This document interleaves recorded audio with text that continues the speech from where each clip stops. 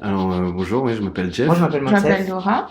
L'histoire que je vais Cette te histoire raconter. Alors, incroyable. mon histoire, moi, elle commence Mon à histoire, en fait, Budapest. pour la raconter, il va falloir remonter un petit peu en arrière. 6 ans, et 2 en 2014. 2019. 2015. Il y a eu un instant précis qui a bouleversé énormément de choses. Changé toute ma vie en fait. C'était un tournant dans ma vie qui a un peu tout chamboulé. Et en fait, je suis là pour vous raconter ma life. Retour à l'instant T, c'est le podcast qui met en lumière vos propres histoires, celles qui entrent dans vos vies un instant et bouleversent tout sur leur passage. Bonjour à tous et bienvenue dans cet épisode hors série du podcast Retour à l'instant T. Aujourd'hui, j'enregistre un épisode avec Marion du podcast Turbulence.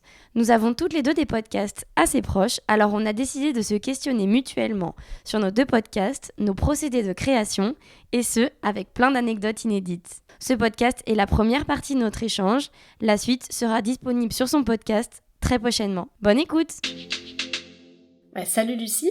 Bonjour Marion, comment tu vas? Je suis trop contente d'enregistrer ce hors-série avec toi. Moi aussi, je pense qu'on a plein de choses à aborder toutes les deux sur nos deux podcasts, nos expériences, et je suis contente de faire ça avec toi. Ouais, pour complètement. expliquer un petit peu nos méthodes.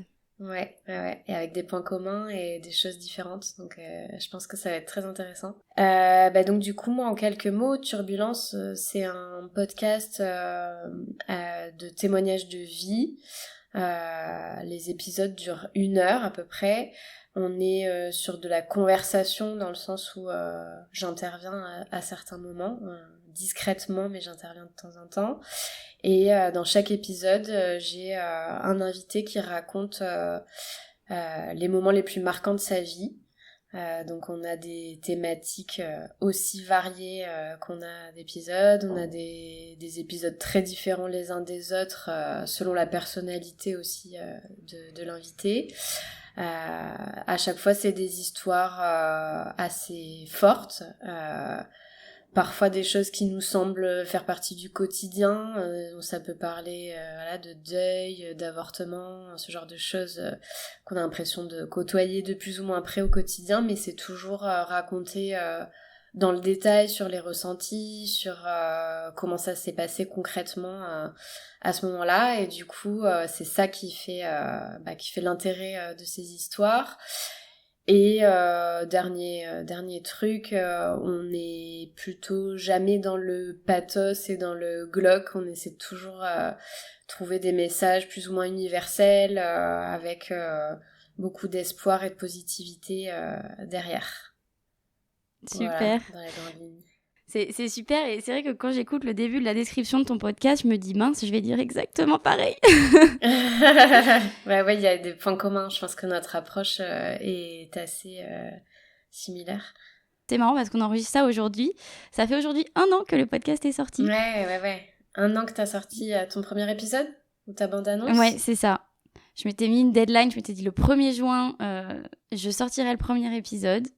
Et aujourd'hui, du coup, c'est tout ému qu'on enregistre ça et que je publie un petit peu autour de cet anniversaire, ce podcast anniversaire. Ouais, c'est le bon moment pour faire un bilan et pour avoir un retour intéressant, un retour d'expérience intéressant. Bon, moi, pour le coup, c'est un plus petit bébé. J'ai sorti toute la saison 1, mais il a... Je sais même pas, il a 2 mois. Je crois que j'ai sorti mon premier épisode il y a 2 mois. Donc il est tout récent. Mais tu les enchaînes bien, toi, parce que t'as une plus grande fréquence de publication. Ouais, moi en fait j'avais enregistré tous les épisodes de la saison 1 avant de lancer le premier épisode. Et je pense que je vais continuer à fonctionner comme ça. Je préfère avoir mon stock de toute ma saison pour pouvoir tenir le rythme d'un épisode par semaine. Donc en fait, au moment où je commence la diffusion du premier épisode, j'ai tous les épisodes qui sont plus ou moins montés dans la version finale, plus même mes posts pour les réseaux sociaux, etc., qui sont un peu... j'ai au moins une amorce pour chacun d'eux. Donc c'est vrai que moi, je fonctionne comme ça avec tout mon stock de la saison avant de commencer à diffuser. Toi, tu fonctionnes plus en flux tendu, je crois. Voilà, c'est ça. Je pense qu'avant de me lancer, j'en avais déjà enregistré 2-3. Mais honnêtement, par exemple, là, pour dans 2 semaines, j'en ai pas. Ok. Mais il n'y a pas de souci, en fait. Voilà, parfois, je vais en enregistrer 4-5 d'un coup, que je monte au fur et à mesure. Et parfois, justement, voilà, là, je me dis, c'est même mardi prochain, je sais qu'il faut que j'en publie un pour respecter la régularité. Peut-être que ce sera celui qu'on enregistre maintenant, ou peut-être que ce sera une nouvelle histoire à partager. Mais voilà, je suis plus... Voilà, j'ai pas vraiment de fiches techniques. J'essaye de faire au fur et à mesure et si j'en ai d'avance, tant mieux. Et sinon, c'est le moment de contacter plein de gens et de trouver mes futurs invités. Et là, si t'as rien, ça peut t'arriver, ça t'est déjà arrivé là en un an de décaler, tu vois, de pas respecter ta régularité d'un épisode toutes les 2 semaines? Alors au tout début, justement, c'était une vraie question, la régularité. J'ai directement commencé une fois toutes les 2 semaines, mais c'est vrai que l'été dernier, c'était les vacances et je me suis rendu compte que je m'imposais un peu ce rythme sans vraiment savoir si ça avait une vraie... Parce qu'au début, j'avais pas forcément une grande écoute, même aujourd'hui, j'ai pas une écoute incroyable, mais je veux dire, j'avais pas une grande écoute et je me disais, est-ce que ça sert vraiment à quelque chose que je me mette la pression alors que je suis en vacances avec mes amis et je pourrais décaler juste d'une semaine? Et je crois que j'ai fait ça 2 fois de suite, où il n'y a pas eu de podcast pendant 3 semaines. Durant l'été? Voilà. Ouais. J'ai fait 3 semaines, j'en ai mis 3 semaines, il me semble, peut-être que c'était un mois. Et après, je me suis remise à me dire, c'est quand même un vrai enjeu, la régularité. Enfin, j'ai l'impression que quand un podcast est régulier, les gens ont ce rendez-vous en tête et vont l'attendre. Et du coup, c'est quand même un vrai atout d'être régulier. Donc là, je me suis remise dedans. Et si ça doit arriver, il n'y a rien de grave. Et je pense qu'il faut quand même accepter le fait qu'on fait un podcast pour nous. Aujourd'hui, ni le tien ni le mien, on est rémunérés pour ça. Donc il faut quand même prendre en compte nos vies. Et on fait au mieux. Voilà. Ouais, puis il faut avoir envie aussi. Moi là, je sens aussi qu'avec l'été, moi-même, pourtant je suis une grosse consommatrice de podcasts pendant l'année, et là, comme il fait beau, le soir t'as envie de faire d'autres choses, ou dans ta journée t'as envie de faire d'autres choses en fait que ça. Donc du coup, je pense que tout le monde le dit d'ailleurs, il y a beaucoup moins d'écoute pendant l'été. Donc je me dis aussi que faut avoir envie. Si on a l'opportunité, voilà, c'est ça, comme tu dis, c'est pour le plaisir. Mais c'est vrai que je suis complètement d'accord. En tant qu'auditrice, moi aussi, c'est vrai qu'en ce moment je n'écoute aucun podcast et ça doit bien faire 1 mois et demi que je trouve pas le temps. Je fais d'autres choses, quoi. Ouais, pareil. Alors que pendant l'hiver, j'en écoute 6 par jour. je sais même pas dire combien par jour. Mais moi aussi, je passe la journée à en écouter. Mais du coup, voilà, c'est des phases et en fait, il faut se dire qu'autant comme nous, on écoute les podcasts, les autres les écoutent. Et du coup, il n'y a pas besoin de se mettre de pression sur la régularité parfaite. Et puis par rapport à ça aussi, moi j'ai l'impression qu'il y a certaines personnes dans mes auditeurs qui sont vraiment fans de podcasts et qui effectivement sont très en demande et qui ont tout écouté, et qui ont écouté vraiment les épisodes le jour de leur sortie et qui sont à jour, qui sont tout le temps à jour. Et il y en a d'autres qui au milieu de la saison, tu vois, avec un rythme de diffusion 1 par semaine, j'ai plusieurs personnes qui au milieu de la saison m'ont dit mais j'ai pas encore écouté le dernier, je suis en retard, et du coup qui vont rattraper leur retard au fur et à mesure. Donc je me dis aussi que finalement un épisode par semaine c'est bien, mais ça, en fait il faut le voir aussi sur du plus long terme. Ta saison en fait elle a une durée de vie qui est plus longue que la durée de ta diffusion, quoi. Je pense que d'ici la prochaine saison, tout le monde devrait être à jour, même si je mets encore 1 ou 2 mois avant de sortir le premier épisode de la saison 2, quoi. Justement, j'ai une question vis-à-vis de ça. Je trouve que c'est super intéressant ton point de vue d'avoir tout enregistré à l'avance. Ça implique que cette régularité sera figée, j'imagine.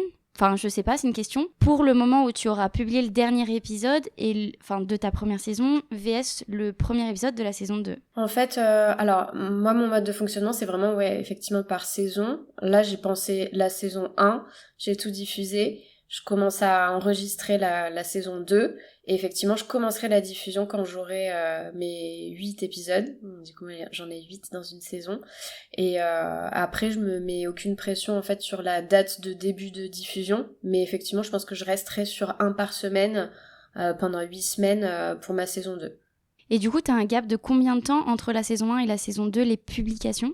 Là, je publie rien en ce moment. J'ai arrêté de diffuser il y a 2 semaines, je crois, mon dernier épisode. Et là, moi, j'avoue que j'ai un peu abandonné, pour le coup, même mes réseaux sociaux. Bon, c'est pas forcément bien, mais bon, en même temps, je me dis que voilà, ceux qui sont abonnés seront là quand la saison 2 sortira. J'ai des projets de petits hors-série à diffuser entre les deux. Mais voilà, j'avance à mon rythme et puis si la saison 2 elle sort que dans un an, elle sortira que dans un an et puis voilà. D'accord. Mais du coup, je trouve que c'est une vraie question parce que du coup, toi-même, dans tes saisons, tu t'impliques une régularité et du coup, on peut pas s'empêcher de se dire mince, est-ce que tous les auditeurs et la communauté, entre guillemets, qui se construit autour du podcast, est-ce qu'elle va pas partir entre la première et la deuxième ? Ou est-ce que finalement, c'est pas des efforts qui sont mis pour être perdus ensuite et qu'il faudra retravailler dessus ? Enfin, je trouve que c'est une vraie réflexion, tu vois. Enfin, moi-même, que je me la suis posée. Ouais, je me mettais beaucoup de pression pendant la diffusion de la saison 1, justement, en voyant un peu l'effet boule de neige. Au fur et à mesure que tu diffuses tes épisodes, t'as de nouveaux arrivants qui vont écouter tes premiers épisodes diffusés, etc. Et en fait, je me dis qu'il y a ça aussi, c'est que quand je diffuserai la saison 2, même si j'ai perdu des personnes qui ont écouté la saison 1, déjà je pense que ceux qui ont vraiment aimé la saison 1, ils se sont abonnés sur Instagram pour suivre. Et donc du coup, quand je diffuserai les nouveaux épisodes, je pense qu'ils seront au rendez-vous.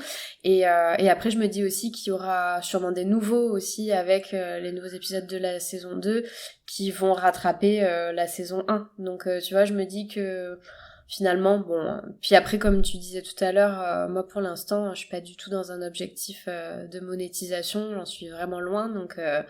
Voilà, pour l'instant, c'est pour le plaisir et je fais un peu au gré de mes envies, quoi. Ouais, complètement. Mais je pense que t'as raison. Enfin, faut pas oublier que c'est quand même un vrai gros travail de faire du podcast et qu'on le fait à côté de notre autre vrai travail. Enfin, vrai ou faux, mais en tout cas, celui qui nous rémunère. Et il faut trouver le temps, il faut trouver l'envie. Et parfois, c'est compliqué de tout faire en même temps. Et on peut pas se plier en 4 et voilà, et on fait de notre mieux. Puisqu'on parle de ça, est-ce que tu veux qu'on définisse un peu l'une et l'autre le temps passé, tu vois, en commençant par les enregistrements? Tu mets combien de temps, toi, à enregistrer un épisode? Alors moi, enregistrer un épisode, pour la totalité, disons, partant de début de démarcher un invité jusqu'à le montage et la publication. Ouais. Alors démarcher, c'est complètement varié parce que en fait, je suis par des grosses phases. Par exemple, là où j'en ai plus, je sais qu'en plus, finalement, comme j'ai fait les 1 an, je viens de faire mon 20e épisode, je pense que je vais passer à une saison 3. Du coup, je me dis que là, je vais rentrer en une grosse vague de recherche d'invités. Alors d'ailleurs, pour commencer par le début, toi, tes invités, on n'a pas tout à fait la même approche. Toi, tes invités, tu peux expliquer comment tu les trouves? Ouais, complètement. Alors, au tout début, quand je me suis dit, tiens, je vais créer un podcast, je me suis dit, mais comment je vais trouver des invités qui ont des histoires et qui vont me dire, bah oui, t'inquiète, je te raconte toute ma vie et les moments les plus intimes que j'ai racontés à 4 personnes. Un peu compliqué. Et du coup, j'ai fait une démarche, je suis allée sur les groupes, du coup, je vis à Barcelone, et je suis allée sur le groupe Facebook, les Français à Barcelone. Vraiment, Facebook, je l'utilise plus, mais les groupes Facebook, c'est génial. Et du coup, j'ai mis un petit message en disant que j'avais un projet personnel, que je cherchais des gens qui seraient partants pour me raconter des moments de vie forts, surprenants, avec authenticité, bienveillance et qui pourraient me faire confiance. Et en fait, j'ai été agréablement surprise parce que j'ai eu, je crois, 5 personnes qui m'ont répondu. Tout le monde n'a pas mené à un podcast, mais en tout cas, j'ai trouvé via ce post mon premier épisode, enfin ma première invitée, qui est l'épisode 2, c'est Aurore. Je te remercie. et c'est vrai qu'en fait, c'est le premier invité apporte le deuxième. Ensuite, on prend confiance en nous, on a cette posture. Du coup, ensuite, elle m'a donné en plus le contact d'un ami qui a un autre épisode. Et ensuite, j'ai republié sur Facebook. Et il faut savoir aussi que sur Ocha, qui est du coup notre plateforme de publication, donc c'est-à-dire qu'on met notre podcast en ligne sur Ocha qui va le diffuser sur Spotify, pas YouTube mais Deezer, tout ça. Et en fait, il y a une sorte de communauté où on peut parler entre podcasteurs et on peut présenter notre podcast. Et du coup, j'ai fait des appels de recherche d'invités sur cette plateforme et ça a vachement bien marché. Je pense que j'ai bien fait 6-7 épisodes avec des podcasteurs. Donc tu vois, en plus, on continue avec toi.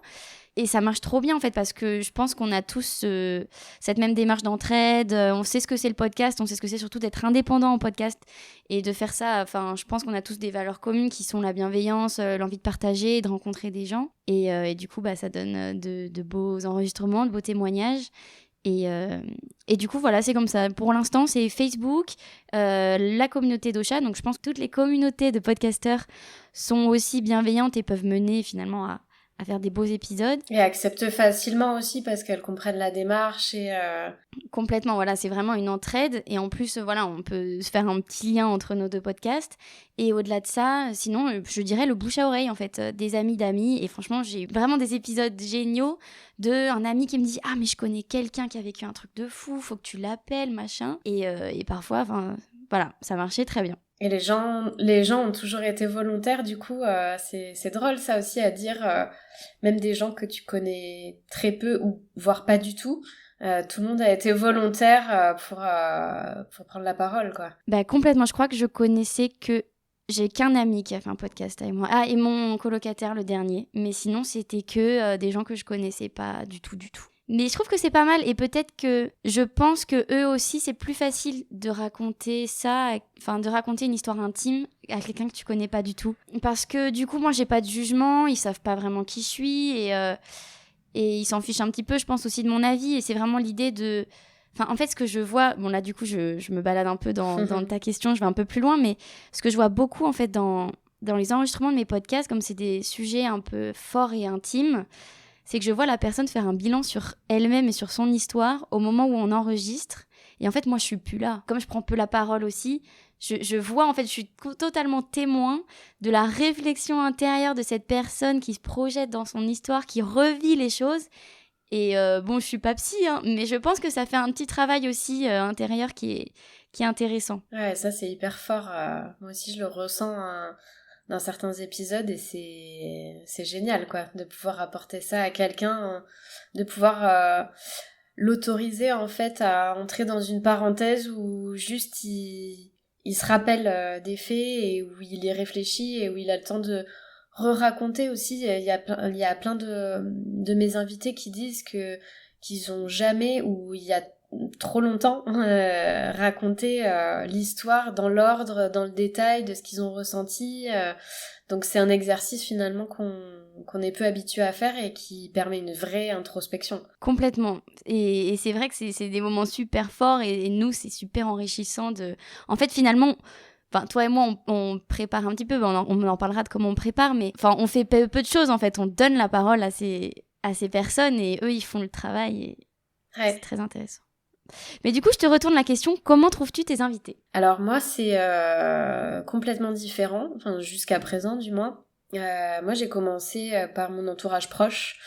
Donc moi, pour dans ma première saison, sur les 8 épisodes, il y a que 2 personnes que je connais pas du tout ou peu. Sinon tout le reste c'est ma famille, mes meilleurs amis, enfin voilà, on est vraiment sur mon entourage proche. Et du coup je suis allée vers eux. Alors pour la première saison j'ai fonctionné comme ça. Je suis allée j'allais dire vers ceux qui avaient quelque chose d'incroyable à raconter, mais en fait j'ai l'impression au fur et à mesure qu'en fait n'importe qui aurait une histoire incroyable à raconter. Je pense qu'on a tous vécu au moins un truc qui nous a sorti de notre quotidien et mettre des mots, raconter nos émotions dans ces moments-là et raconter le détail parfois logistique de comment ça se passe quand on vit telle chose.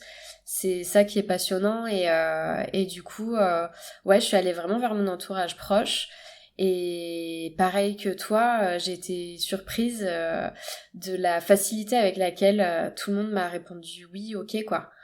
Donc il y a des personnes à qui j'ai demandé de témoigner sur une histoire en particulier. Je les connaissais bien et donc du coup je savais que potentiellement de toute façon naturellement elles seraient allées vers cette histoire, mais en gros en les approchant je leur ai parlé de cet événement de leur vie.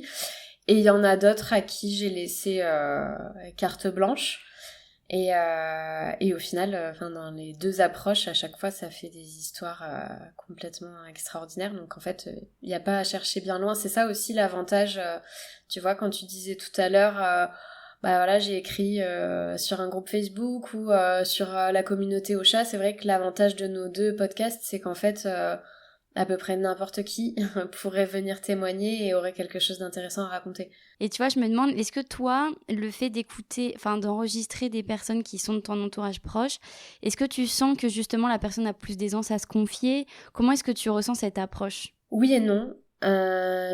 Sur mes meilleurs amis, je pense que oui. Pour la plupart, puisque les histoires qu'elles racontent, c'est des histoires que je connaissais déjà. Alors il y a quand même la difficulté, tu me diras, de le raconter comme si je la connaissais pas. Mais elles se sont toutes hyper bien appropriées la posture, justement, du fait que voilà, qu'il y avait des auditeurs qui connaissaient pas les événements et les faits et que je leur pose des questions auxquelles j'avais déjà les réponses en réalité. Donc sur mes meilleurs amis, oui, parce que je pense que c'est des sujets qu'on avait déjà abordés et moi ça m'a aidé justement le fait de connaître ces histoires et de connaître leur tempérament aussi, de savoir un peu les guider je savais à peu près où j'allais. Après, à d'autres moments, au contraire, ça m'a desservi j'ai fait un épisode avec ma grand-mère, notamment, où là, ça m'a complètement desservi parce qu'en fait, elle savait pas ce que c'était un podcast, donc elle avait pas cette posture de détailler, d'expliquer, et le fait que je la connaisse bien, j'ai pas réussi à trouver la bonne posture moi non plus face à elle pour lui faire expliquer, lui faire détailler, lui la pousser un peu dans ses retranchements. À certains moments, je savais que ce qu'elle racontait, c'était pas exactement la façon dont les choses s'étaient passées, qu'il y avait des déformations et j'arrivais pas à la pousser dans ses retranchements et à venir insister sur ces points-là, alors qu'avec une parfaite inconnue, je pense que je me serais j'aurais été plus facilement surprise de certaines choses qu'elle a dites et je l'aurais fait répéter et préciser, etc. Donc à la fois sur certains profils, effectivement, je pense que ça fluidifie quand que c'est vraiment quand c'est vraiment une amie proche avec laquelle t'as l'habitude de parler de choses intimes. Je pense qu'on arrive plus vite dans le vif du sujet. Et encore que, je dis ça, mais il y a qu'une seule personne dans ma saison 1 que je connaissais vraiment pas du tout. Et pour le coup, je comprends ce que tu disais tout à l'heure sur la neutralité du jugement. J'ai l'impression qu'il s'est livré super facilement parce qu'en fait, il avait pas besoin de me justifier qu'il était comme ci ou comme ça, parce qu'en fait, j'avais aucun a priori, je ne le connaissais pas du tout. Donc voilà, je pense que les deux ont des avantages et des inconvénients. Complètement, oui, je pense que tu as raison.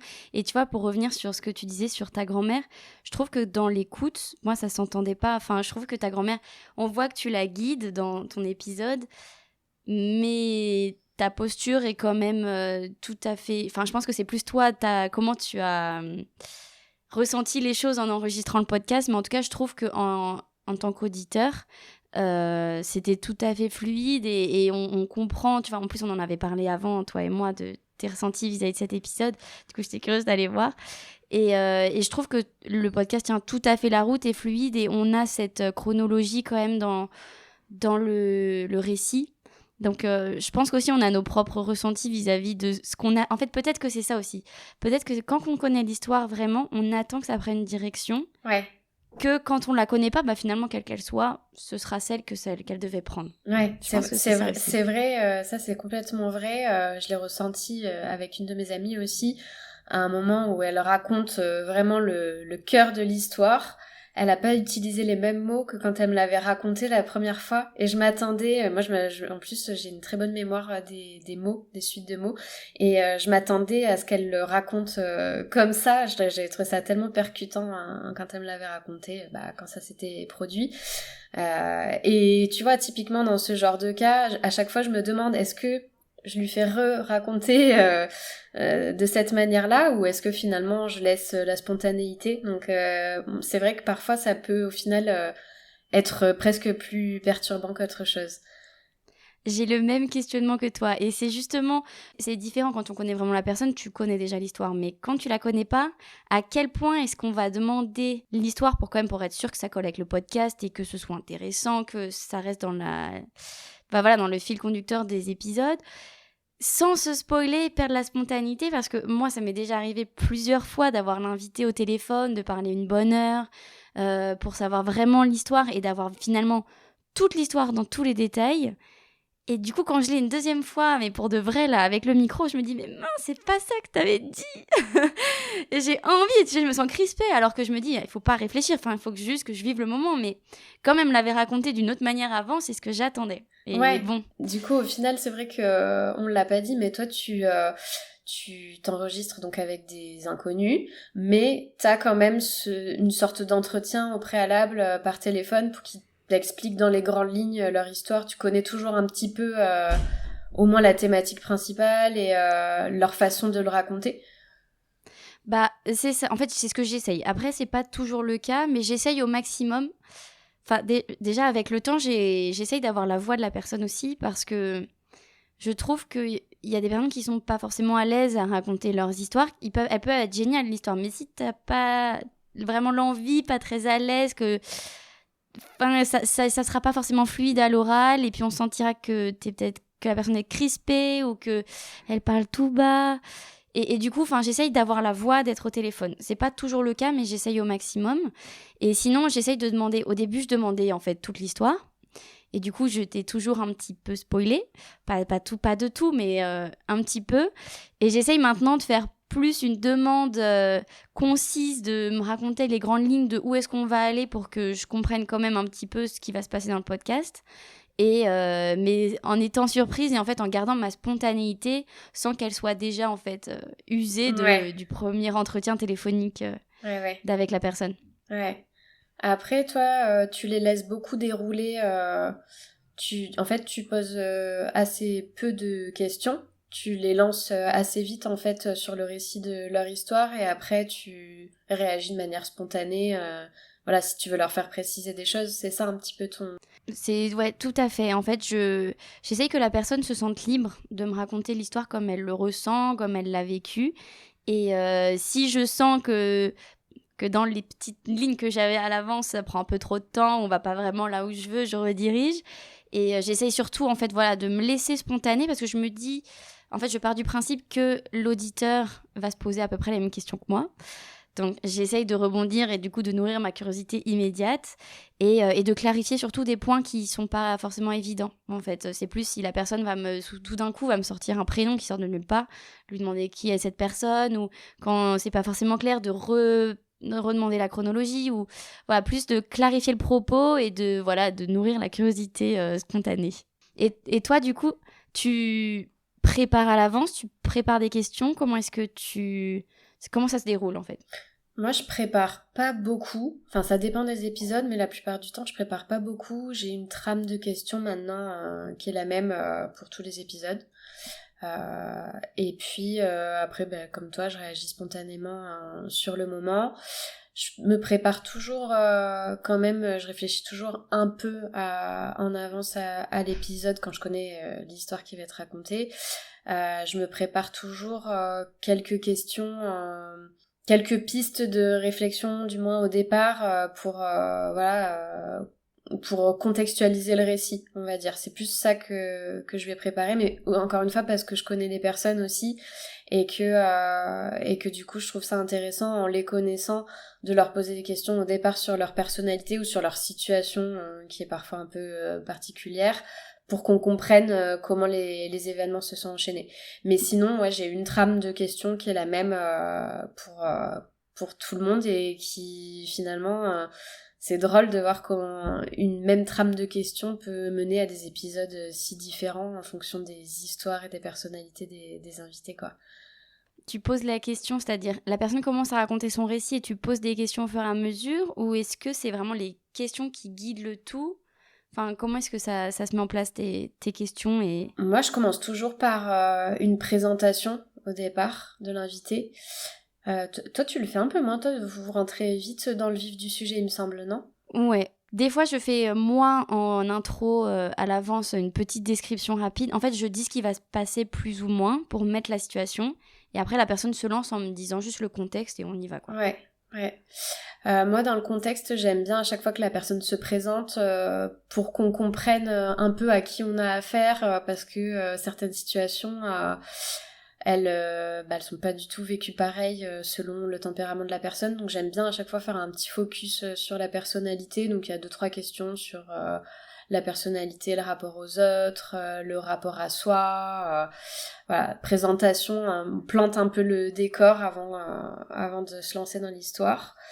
Et puis après effectivement, comme toi, je les lance, ils racontent, et c'est pareil, je sais pas si t'as remarqué, mais moi c'est un retour qui m'a souvent été fait de personnes qui n'ont pas ou pas encore témoigné dans mon podcast, qui écoutent les épisodes et qui me disent mais comment ils font les gens pour réussir à si bien structurer leur récit, quoi. On dirait parfois que c'est super répété alors que pas du tout. Je sais pas ce que t'en penses, mais je trouve que c'est assez fluide en fait la plupart du temps.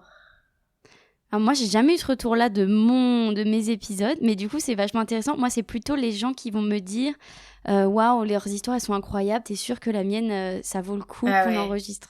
C'est plus ça. Tout le temps. Ça, moi, tous ceux Toi aussi ?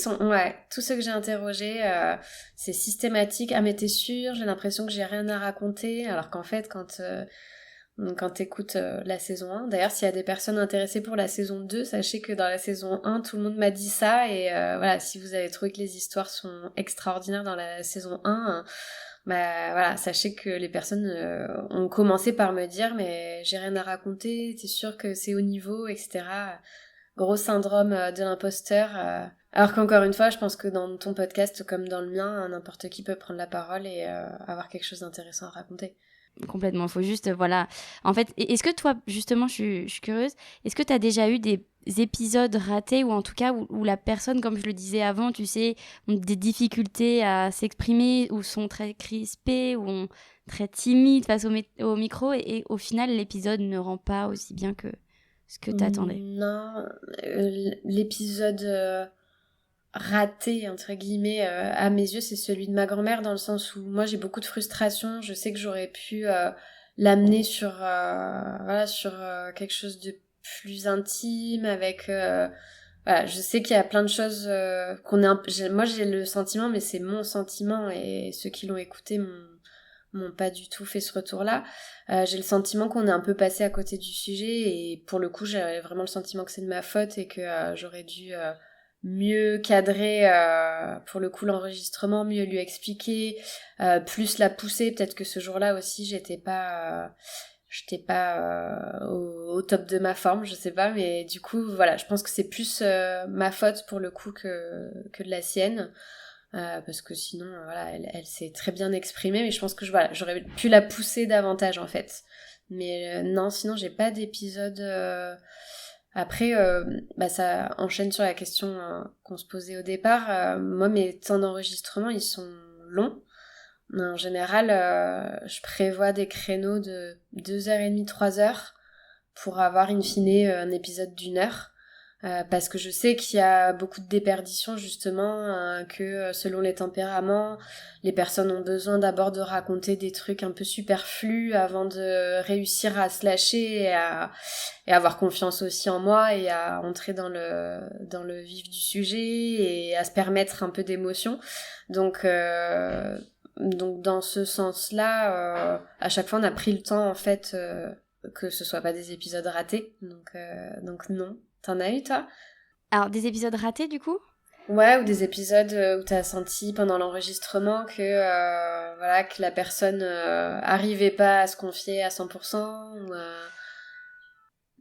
c'est pas tant que la personne n'arrivait pas à se confier, mais c'est-à-dire que j'ai déjà eu des épisodes où du coup, la personne s'exprimait de manière très, très silencieuse, toute douce, et en fait, on perdait un petit peu ce côté vivant, en fait, du podcast.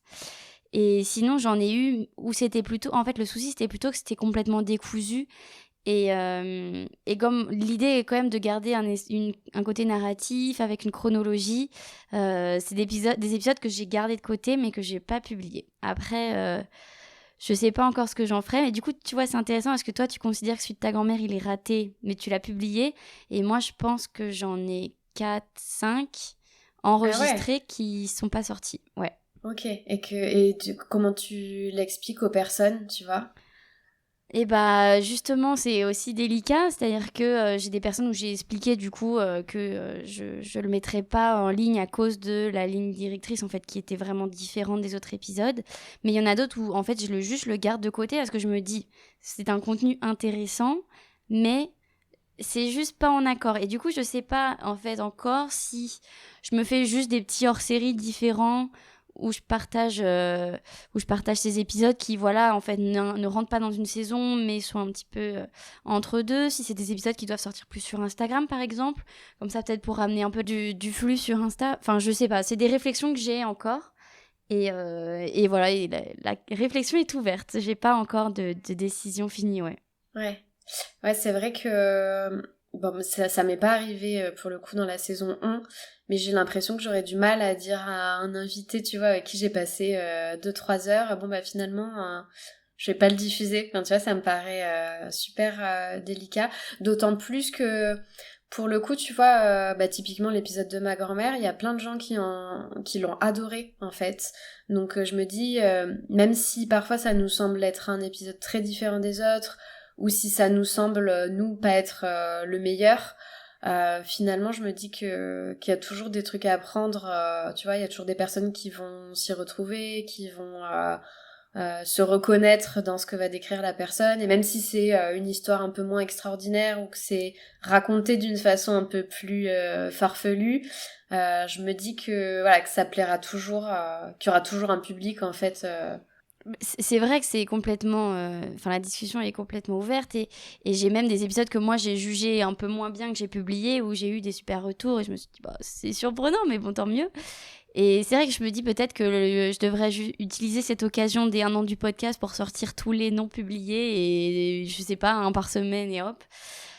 C'est des réflexions qui sont là. Je sais pas encore, mais c'est vrai que ce serait dommage de perdre ce contenu. Et c'est vrai qu'il y a un vrai partage quand même qui se fait avec la personne qui te donne sa confiance en te témoignant quelque chose de très intime. Donc c'est vrai que c'est compliqué de dire en fait que tu vas pas en faire quelque chose, quoi. Après, bon, il faut quand même garder cette liberté de... Voilà, c'est le podcast et la personne sait que le podcast, soit on le publie, soit on le publie pas, c'est notre décision, mais... Enfin, en tout cas, j'essaye d'éviter au maximum ce genre de situation parce que ça arrive et c'est un petit peu délicat, quoi. Qu'est-ce que t'as comme retour, toi, de tes invités, tu vois, après les enregistrements ou après la diffusion Eh bien, déjà, je fais toujours un petit questionnement à la fin de l'enregistrement pour demander si la personne a bien aimé, si elle est sentie à l'aise, si elle a des choses à donner en axe d'amélioration. Il n'y a pas grand-chose qui ressort. Au départ, les personnes sont quand même majoritairement stressées. Et je me dis, heureusement qu'il n'y a pas de caméra dans mon podcast, c'est juste de l'audio, parce que sinon, à mon avis, enfin même moi, je sais que j'aurais beaucoup de mal à parler devant une caméra. Mais non, ensuite, les personnes se lâchent un petit peu plus. Mais du coup, les retours sont plutôt que c'était difficile de s'écouter au début, mais qu'au final, elles sont contentes du témoignage de leurs histoires. De toute façon, je fais très peu de coupes. En fait, je fais beaucoup de montage dans le sens où je coupe tous les trucs parasites ou quand il y a des répétitions, mais la personne, ce qu'elle me dit, quasiment 98% de ce qu'elle me dit va se retrouver dans le podcast à la fin. Donc, il n'y a pas de surprise ou je ne change pas de place les trucs trop. Ou... Voilà, donc à la limite, le souvenir qu'elle en a, c'est à peu près ce qu'elle va entendre après. Ouais, mais ça, tu vois, déjà, tu dis le souvenir qu'elle en a. Moi, j'ai des invités, et à très juste titre, qui m'ont dit, après l'enregistrement, 2 jours après, tu vois, qui m'ont dit j'ai l'impression que je me souviens pas de 10% de ce que j'ai dit. Tu sais, c'est des moments un peu hors du temps, comme un entretien d'embauche où derrière, t'es pas capable de raconter... Bah voilà, grand chose, t'es pas capable de te souvenir exactement de comment et de quoi t'as parlé. Donc du coup, quand il se réécoute, alors effectivement, c'est difficile de se réécouter. Mais ça, pour le coup, je pense que même pour nous, c'est toujours difficile. Et j'ai l'impression que les gens se souviennent pas nécessairement de tout ce qu'ils ont dit pendant l'enregistrement. Bah alors, j'ai jamais eu de surprise de gens qui m'ont dit mince, je t'ai dit ça ou je me souvenais pas. Enfin, j'ai jamais eu de retour comme ça. Mais c'est vrai que, comme tu dis, comme un entretien ou un moment un peu hors du temps, comme c'est intense et que la personne est simplement focalisée sur ses pensées, sur revivre ce truc, c'est vrai que je pense qu'ils doivent pas se souvenir non plus dans les détails exacts de ce qu'ils m'ont raconté. Mais en tout cas, ce que je vois, c'est que, par exemple, en tout cas, mon dernier invité m'a beaucoup dit en fait qu'il avait partagé cet épisode à son entourage et que ça l'avait fait beaucoup de bien en fait à son entourage pour lui permettre de le comprendre et de comprendre ce qu'il avait vécu à ce moment-là. Donc c'est plutôt des retours comme ça où la personne, elle, a fait le point du coup sur une situation, l'entourage aussi, et que dans la globalité, ils sont très contents. Enfin, j'ai jamais eu de retour pour changer quelque chose ou pour... Voilà, j'ai pas eu de retour très fort, ni dans le positif ni dans le négatif, mais juste des gens qui étaient plutôt contents de cette expérience et des répercussions, quoi. Alors ça aussi, c'est surprenant, je trouve, quand je sais pas si tu fais ça toi aussi, moi j'envoie les épisodes avant de les diffuser à l'invité pour qu'il l'écoute et qu'il valide. Et j'ai jamais eu quoi que ce soit à modifier, si ce n'est « Ah, peut-être que ça c'est un peu long quand je raconte ça ». Mais c'est tout. Et après, les seuls retours que j'ai eus, c'est « Oh là là, ma voix, j'espère que ça va pas saouler les gens ». Mais sur la forme, en fait, tu vois, et je trouve ça fou quand t'as enregistré quelqu'un qui raconte quelque chose de super intime. À chaque fois, moi, j'ai peur que finalement on me dise non, mais en fait, je suis pas sûre que j'ai envie que les gens écoutent, etc. Et jamais ça a été remis en question. Donc ça, à chaque fois, je suis impressionnée de ça.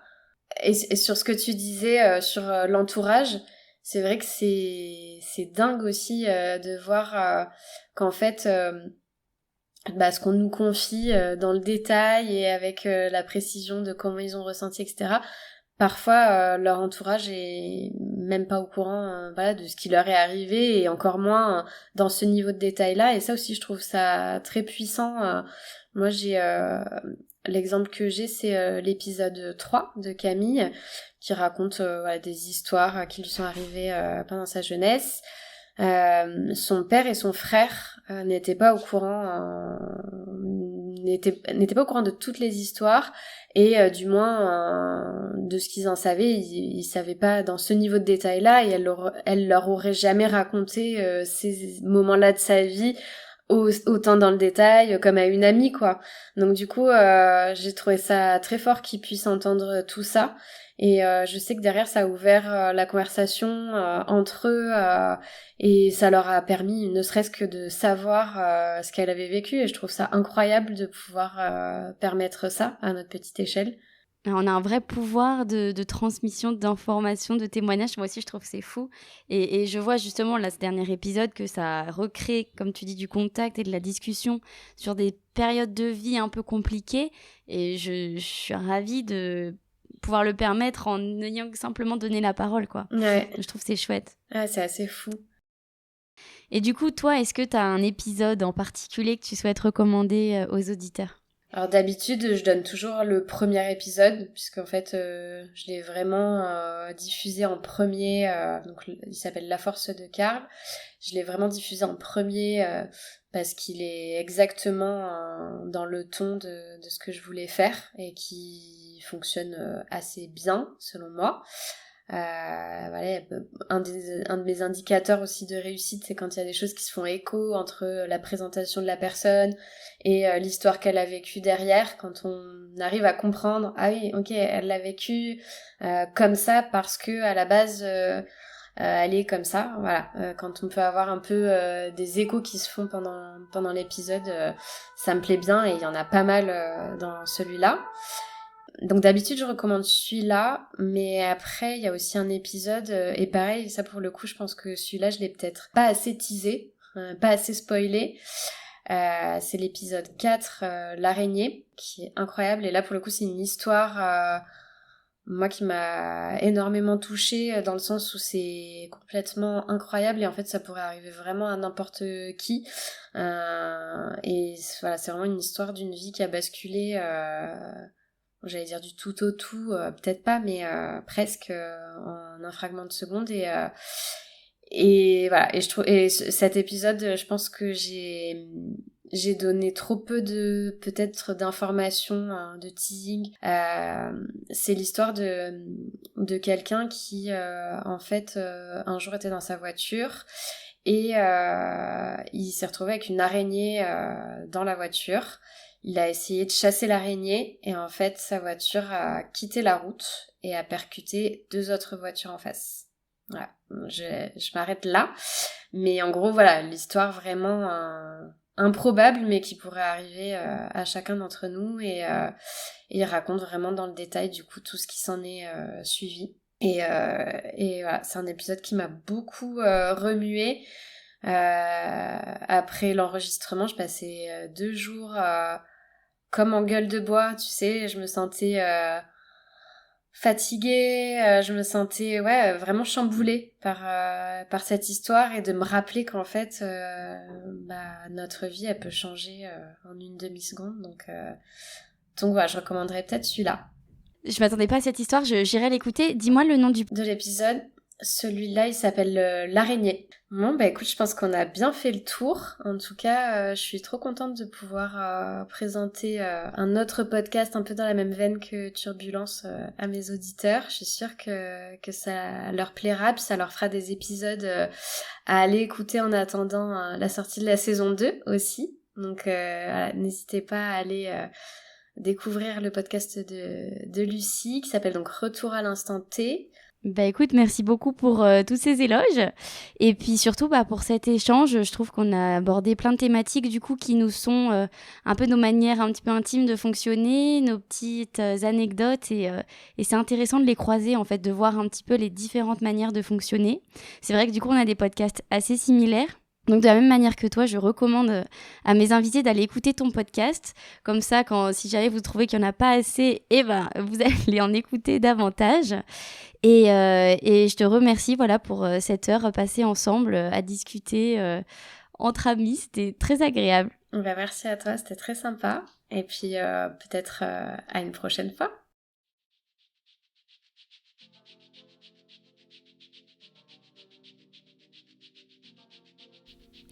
Merci à vous d'avoir écouté cet épisode hors série du podcast Retour à l'instant T.